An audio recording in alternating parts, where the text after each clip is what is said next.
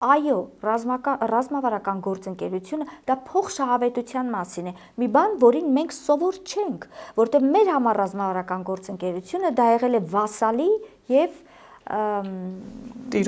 տիրոջ հարաբերություններ, հա, մենք այդպես ենք պատկերացել, ոչ, հարգելիներս, ռազմավարական գործընկերությունը հենց այսպեսին է լինում, երբ քայլ առ քայլ բարձրանում է վստահության մակարդակը, ընդլայնվում են ոլորտները, որտեղ սկսվում է համագործակցությունը, զարգանում է համագործակցությունը։ Հիմա ինչու է պետք Միացյալ Նահանգներին դիմակայուն Հայաստան։ Նախ ասենք նրանից, որ Թրամփի ներդրումը Հայաստան-Ադրբեջան խաղաղության այս գործընթացի համար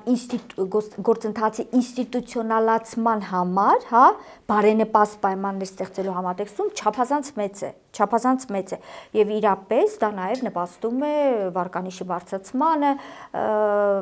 նախագահ Թրամփի եւ առասարակ Միացյալ Նահանգները շատ հպարտ է եւ այս մասին Դիջեյ Վենսը բազմիցս ընդգծեց, որ շատ հպարտ է աշխատել եւ